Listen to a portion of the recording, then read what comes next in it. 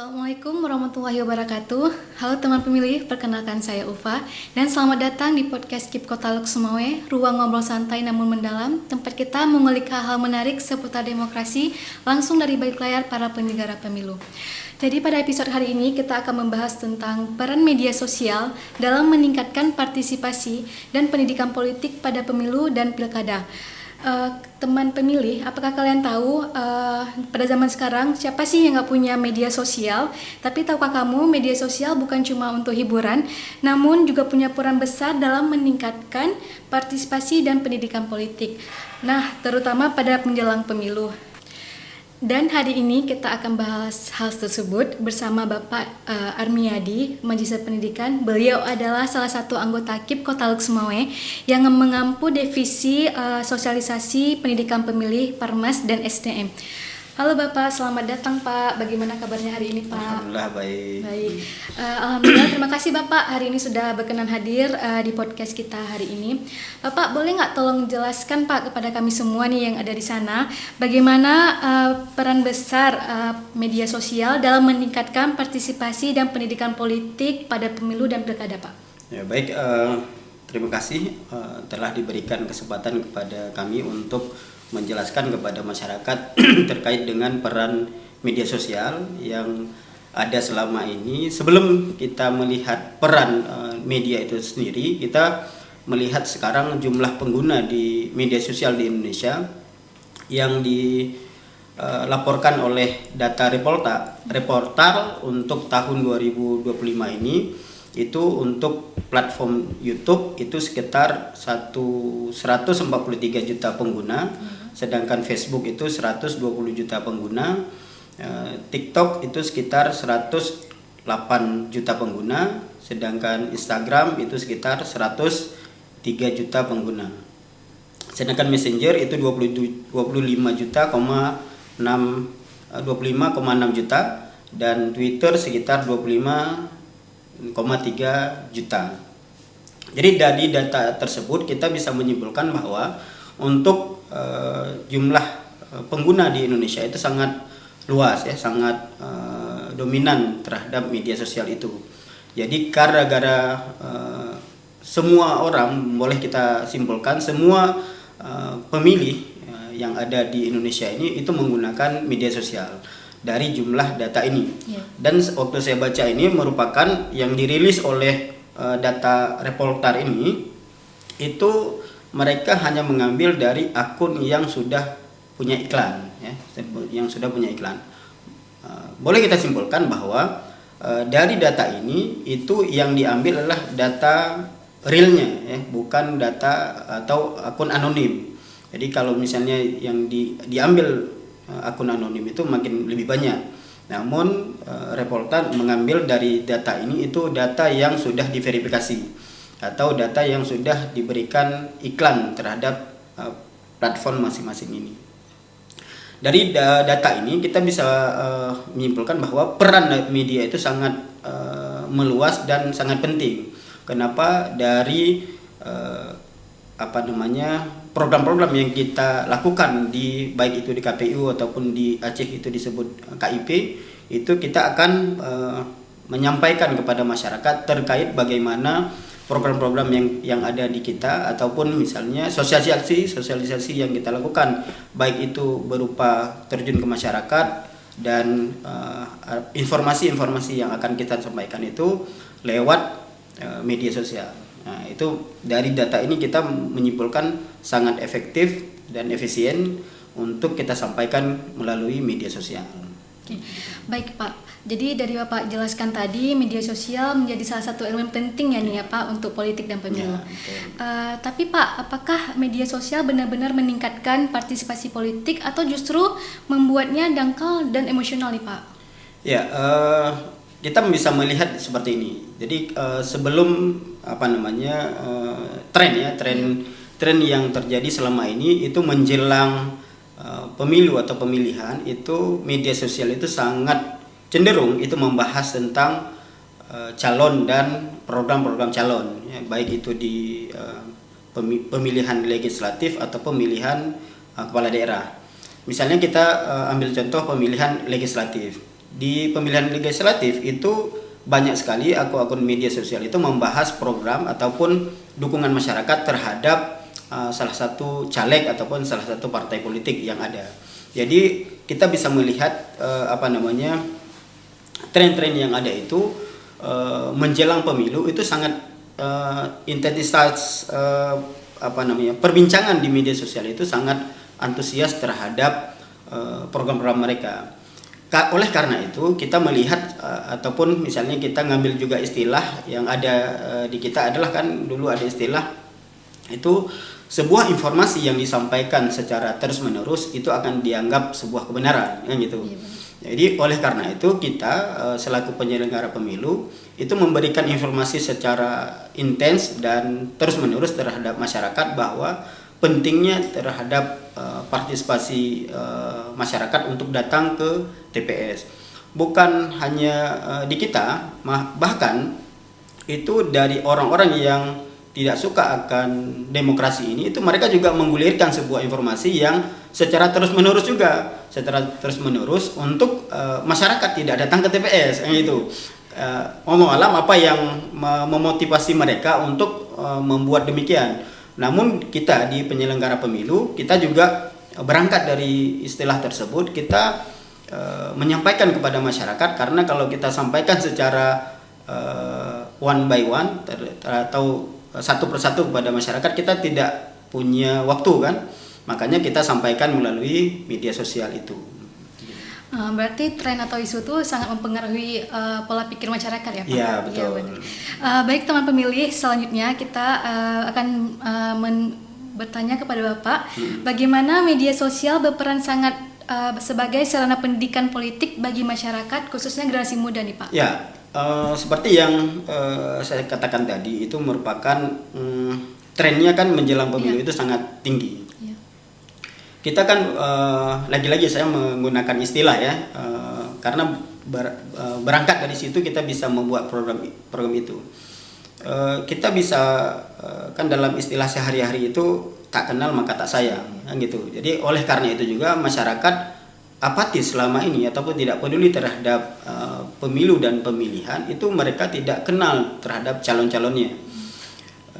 Karena tidak kenal terhadap calon dan program mereka, mungkin keterbatasan juga calon menyampaikan kepada masyarakat terkait dengan program-program mereka, dan itu juga merupakan tugas kita di penyelenggara pemilu untuk menyampaikan program-program yang ada di calon, baik itu secara secara kita berikan ruang kepada mereka melalui misalnya kayak debat ataupun misalnya kita berikan mereka fasilitas melalui poster.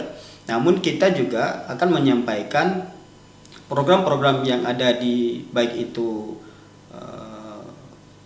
partai politik ataupun calon di pemilihan kepala daerah. Kita memaparkan program-program mereka agar masyarakat ini tahu apa program daripada calon A, calon B, dan calon C. Karena apabila mereka tahu sebuah program mereka akan saya ini cocok dengan pemikiran saya, ini tidak cocok dengan pemikiran saya. Karena oleh karena itu mereka akan datang ke TPS untuk memberikan hak suara mereka terhadap calon-calon yang mereka dukung dan tidak memberikan suara kepada calon-calon yang tidak mereka dukung. Nah itu dia. Kita berangkat dari situ untuk memberikan edukasi kepada masyarakat agar apa yang mereka mereka harap dari program dari sebuah ataupun sebuah pasangan yang berkontestasi di pilkada, itu mereka bisa tahu dan bisa datang ke TPS. Teman pemilih, seperti yang sudah Bapak Armia jelaskan, bahwasanya kampanye menjadi salah satu bagian yang penting bagi pendidikan politik. Jadi di sosial media itu kampanye yang edukatif dan efektif di media sosial bisa meningkatkan kesadaran ya Pak bagi pemilih di luar sana. Baik teman pemilih, berarti kita sudah mendengarkan ya bagaimana yang sudah dijelaskan oleh Bapak Armia tadi, bahwasanya kampanye menjadi salah satu bagian dari pendidikan politik yang edukatif dan efektif di media sosial untuk meningkatkan kesadaran pemilih. Berarti teman pemilih dalam melaksanakan suatu kegiatan kampanye seperti yang sudah Bapak jelaskan tadi tidak mudah seperti membalikan telapak tangan ya Pak, banyak tantangan-tantangan. Boleh nggak Pak tolong ceritakan kira-kira apa tantangan terbesar dalam membangun kepercayaan pemilih melalui media sosial Pak? Ya, kita bicara dengan tantangan di media sosial, khususnya itu platform-platform yang nggak bisa kita sentuh secara real ya. Kalau misalnya kita yang pertama kita jelaskan terlebih dahulu, kita memberikan hak terhadap peserta pemilu baik itu di pileg dan di pilkada, kita memberikan akun yang didaftarkan oleh peserta pemilu ataupun peserta pemilihan itu. Misalnya kita berikan 20 akun yang didaftarkan. 20 akun itu kita bisa pantau ya, bisa kita pantau baik itu nanti mereka di akun ini mereka membuat kampanye ataupun black campaign, itu kita bisa pantau. Namun tantangan terbesar yang ditanyakan oleh Ulfa tadi, kita mempunyai tantangan yang besar apabila akun-akun yang tidak didaftarkan ini itu yang berupa akun-akun anonim misalnya. Itu kita tidak bisa memantau mereka ataupun kita tidak punya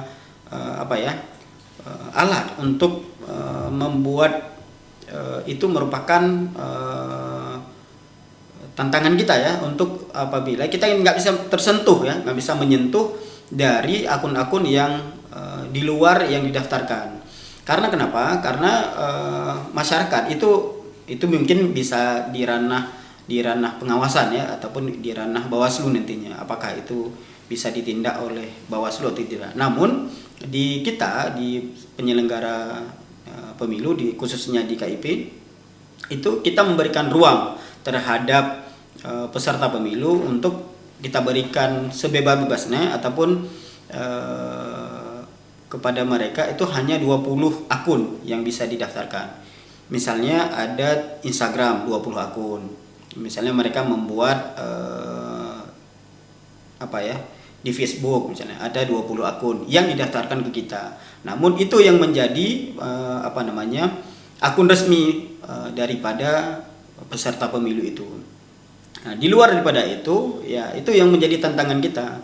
Kita tidak bisa menjangkau semua media sosial yang membahas tentang program dan kelebihan-kelebihan calon itu ataupun peserta pemilu itu. Karena kenapa? Karena yang kita pantau hanya bisa di 20 akun itu. Selebihnya kita tidak bisa menjadi ranah kita. Itu mungkin jadi ranahnya Bawaslu atau menjadi ranahnya kepolisian untuk jika ada laporan daripada masyarakat dalam tanda petik ya adanya unsur black campaign misalnya, ada unsur pencemaran nama baik, ada unsur hal-hal yang di luar daripada pidana pemilu atau pidana umum lainnya. Berarti dari Bapak jelaskan tadi teman pemilih itu seperti akun fake ya Pak? Iya betul. Ya, akun fake adalah ancaman disinformasi dan hoax terhadap kualitas partisipasi politik di media sosial. Ya. Baik teman pemilih, bagaimana nih Pak masyarakat bisa menjadi pengguna media sosial yang kritis dan tidak mudah terprovokasi oleh isu publik? Ya itu dia, di KIP Luxmawe kita membuat akun media sosial itu tujuannya adalah untuk meminimalisir atau disinformasi dan hoax itu tersebut. Ya. Jadi kita membuat media sosial agar masyarakat itu punya akses informasi yang jelas terhadap track record daripada para peserta pemilu ini, baik itu berupa program mereka, baik itu berupa misalnya contoh langsung ya, misalnya di saat pileg kemarin. Jadi kita punya media sosial yang mempublikasi daripada calon-calon yang ada, baik itu misalnya di mana tempat tinggal mereka, dari mana tempat lahir mereka ya, alamat mereka kita juga publikasi di media sosial. Semua caleg yang ada di beberapa dapil kita berikan, ini loh calon wakil-wakil masyarakat nanti yang akan duduk di DPR. Jadi kita bisa paparkan, ini di dapil ini dari partai ini calonnya.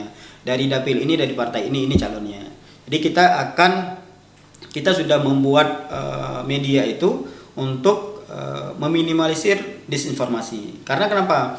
Karena ada beberapa apa ya, informasi yang diinikan oleh masyarakat yang tidak bertanggung jawab itu banyak sekali kepada calon yang diinikan bahwa oh ini bukan warga kita, oh ini bukan masyarakat kita. Maka oleh karena itu kita di KIP ini kita memaparkan ini tempat lahir calon ini di sini, alamatnya di sini. Itu yang sudah kita lakukan. Dan untuk di pileg kemarin semua caleg yang ada yang turun terjun di dalam pemilu kemarin kita publikasikan di media sosial kemarin itu, baik itu di website ataupun di TikTok KIP Kota Lok-Sumawe. Baik Bapak, untuk pertanyaan selanjutnya nih Pak, bagaimana masyarakat bisa menjadi pengguna media sosial yang kritis dan tidak mudah terprovokasi oleh isu politik? Ya, masyarakat yang mendapat sebuah informasi itu bisa dicek dan recheck dulu ya terhadap sebuah informasi tersebut. Jadi ada beberapa ada beberapa sumber yang bisa masyarakat cek. Misalnya terkait dengan pemilu misalnya. Itu bisa cek ke kita misalnya terkait dengan para calon. Jangan langsung sebuah informasi itu langsung ditelan mentah-mentah. Jadi masyarakat bisa cross check dan cek dan recheck terhadap sebuah informasi ini benar atau tidak. Misalnya ada sebuah informasi ini misalnya ini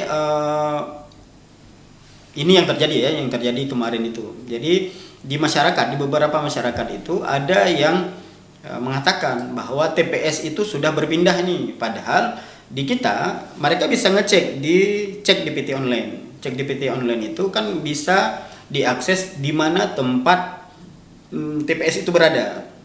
Itu masyarakat di beberapa kemarin itu khususnya di Banda Sakti itu ada upaya untuk kita pindahkan kan TPS itu. Jadi masyarakat itu langsung sudah menggembar-gemborkan, oh ini TPS kita di sini, nggak lagi di yang tertera di DPT online. Di masyarakat itu boleh langsung ngecek di aplikasi yang ada yang dipublikasi oleh KPU, atau langsung bisa bertanya kepada hal-hal yang orang-orang yang berkepentingan, atau misalnya perpanjangan tangan dari KIP. Kalau di kecamatan itu ada PPK, kalau di desa itu ada PPS. Nah, itu mereka bisa menanyakan ke situ terhadap sebuah informasi terkait dengan penyelenggara pemilu. Namun ada juga yang bisa kita cek terhadap informasi-informasi yang lain misalnya.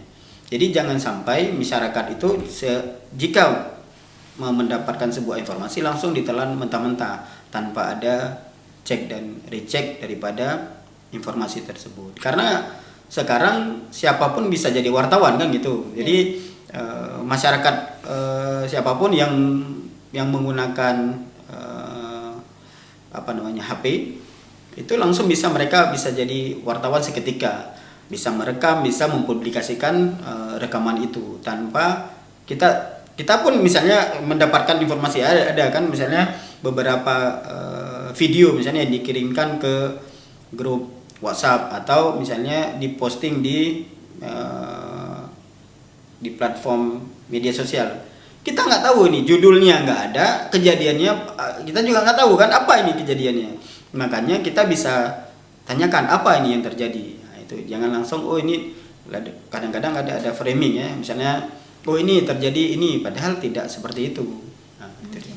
Oke Bapak, menurut Bapak apa indikator keberhasilan media sosial dalam meningkatkan kualitas partisipasi warga? Ya, kalau dikatakan indikator, maka indikator keberhasilan daripada keberhasilan dalam meningkatkan kualitas partisipasi. Oke. Kalau misalnya kita bicara indikator terhadap pendidikan politik, maka dari kita sebagai penyelenggara pemilu hanya satu sebenarnya, itu meningkatnya partisipasi pemilih di baik itu di pemilihan umum atau di pemilihan kepala daerah. Kalau di kita secara kuantitas itu bertambahnya partisipasi pemilih. Ini masyarakat yang datang ke TPS itu lebih mendekati 100%. Itu satu. Yang kedua, kalau dari segi kualitas, jadi masyarakat ini tidak terprovokasi dengan hoax misalnya.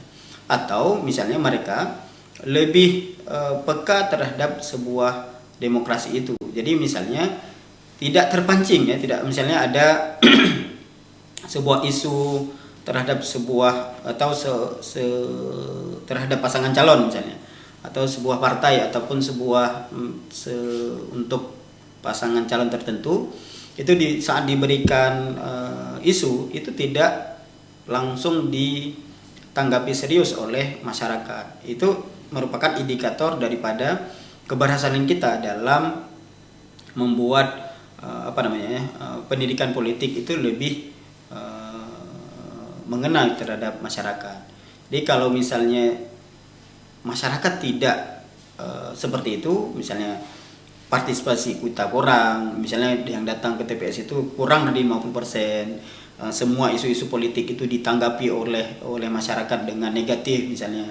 Oh ini ada ini, langsung ditanggapi dengan negatif. Maka kita sebagai penyelenggara pemilu yang mengemban amanah untuk mempublikasi kepada masyarakat atau mengedukasi kepada masyarakat terhadap pendidikan politik, maka kita dianggap gagal dalam menyelenggarakan ataupun mengedukasi masyarakat terhadap sebuah demokrasi.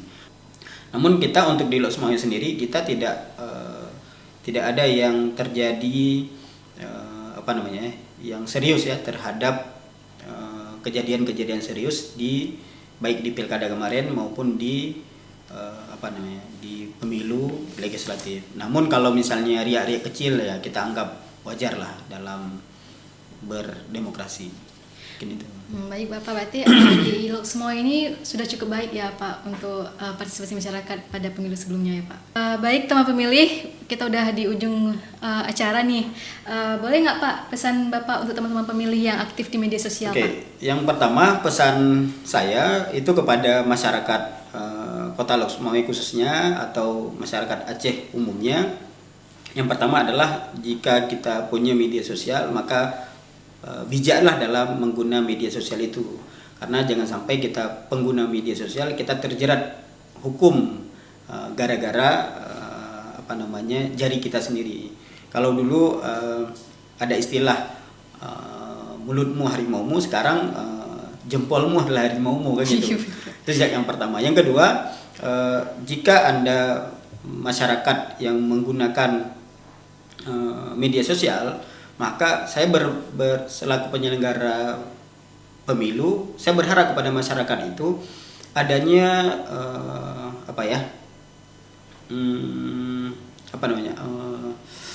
kemauan dalam memantau ataupun mengikuti proses yang ada misalnya. Karena kenapa? Sedikit saya menjelaskan terhadap fenomena yang terjadi sekarang ini, itu masyarakat itu tidak peduli atau apatis terhadap apa yang terjadi. Misalnya KIP memberikan informasi nih, dari tanggal sekian sampai tanggal sekian itu coba cek misalnya info pemilu ya, misalnya untuk melihat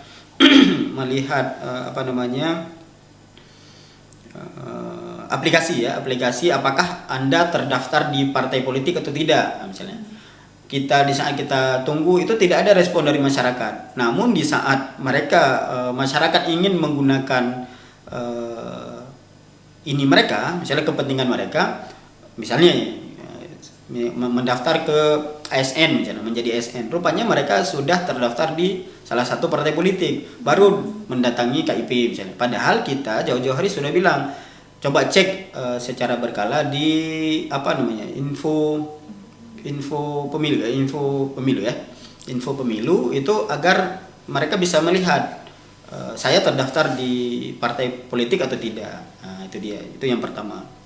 Yang kedua untuk masyarakat itu lebih proaktif. Ada juga misalnya kita hari ini menjelang pemilu nih, kita membuat informasi kepada masyarakat juga. Misalnya coba cek di DPT online, mereka tidak mengeceknya, mereka terdaftar di mana. Namun di saat hari H mereka baru sibuk, oh saya kok kenapa nggak terdaftar di sini, kenapa nggak terdaftar di sini. Padahal kita jauh-jauh hari sudah membuat sosialisasi terhadap semua aktivitas yang akan berlaku nanti baik di hari H ataupun untuk masyarakat itu sendiri. Dalam hal ini misalnya sekarang kita apapun yang kita misalnya hari ini kita buat podcast ini itu sendiri juga merupakan untuk membuat edukasi kepada masyarakat bahwa apa yang terjadi selama ini di KIP Lok Sumawe ini yang kita lakukan. Jadi ada anekdot yang apa yang mereka lakukan selama tidak adanya pilkada dan pemilu, apakah apa yang dilakukan oleh KIP. Inilah yang kita lakukan. Yang kita lakukan adalah edukasi kepada masyarakat. Karena pemilu itu bukan hanya di hari H saja, kan gitu. Kita menyiapkan data, kita menyiapkan dapil, kita menyiapkan pendidikan kepada masyarakat, kita menyiapkan juga siapa yang menjadi pemilih nanti di pemilu mendatang. Nah, itu kita verifikasi dari awal. Nanti secara maraton mungkin akan dijelaskan oleh kadif-kadif yang lain atau ketua-ketua divisi yang lain terhadap program-program yang ada di KIP Lok Sumawe. Jadi misalnya di Kadif Rendatin misalnya, itu menceritakan bagaimana proses kita membuat data pemilih. Kalau misalnya di teknis penyelenggaraan, mereka juga akan menjelaskan bagaimana misalnya penentuan dapil dan kursi. Dari segi hukum juga, misalnya dari segi logistik juga bagaimana akan dijelaskan nanti ke depannya. Intinya yang kita lakukan di KIP Lok Sumawe adalah tidak duduk diam. Itu intinya. Jadi kita juga menyelenggarakan kalau misalnya sekarang kita sudah menyelenggarakan, maka sekarang kita lagi evaluasi terhadap apa yang telah terjadi. Kalau misalnya nanti tahapan sudah berjalan, maka kita akan memulai dari awal tahapan itu sendiri. Intinya kita mau sampaikan kepada masyarakat KIP Lok Sumawe khususnya ataupun KPU secara umumnya di seluruh Indonesia sekarang itu tidak duduk diam, namun kita tetap melakukan hal-hal bersifat kepemiluan, baik itu secara evaluasi ataupun menyiapkan pemilu ke depannya. Itu yang kedua. Yang ketiga, saya harapkan kepada masyarakat Lok Sumawe untuk selalu mengikuti media sosial kita, baik itu berupa TikTok, Facebook, dan YouTube KIP Kota Lok Sumawe. Untuk saat ini IG KIP Kota Lok Sumawe belum bisa beroperasional dengan baik ya, karena ada kendala satu dan lain hal. Nanti kita akan publikasikan media-media akun media sosial KIP Kota Lok Sumawe di sini nanti ya. Nanti masyarakat bisa mengaksesnya. Yang bagi yang belum mengikuti, silakan follow dan ikuti akun media sosial agar masyarakat bisa mengetahui apa yang dilakukan oleh KIP Lok Sumawe sekarang dan kedepannya. Mungkin itu, Oke. Baik Bapak, terima kasih informasi yang sangat penting untuk kita di sini semua ketahui dan teman pemilih lainnya di sana. Terima kasih banyak Bapak sebagai anggota KIP Kota Lok Sumawe mengampun Divisi Sosialisasi Pendidikan Pemilih Parmas dan SDM sudah meluangkan waktunya nih Pak dan sudah memberi wawasan dan pandangan yang sangat luar biasa ya pada hari ini kepada kami semua dan pemilih di luar sana. Dan buat sobat pemilih yang dimanapun kamu berada, demokrasi bukan cuma tanggung jawab para penyelenggara, dan juga itu juga menjadi tanggung jawab kita bersama. Yuk gunakan media sosial yang secara bijak, sebarkan informasi yang benar, dan pastikan kamu jadi bagian dari pemilih yang cerdas. Sampai jumpa di episode berikutnya.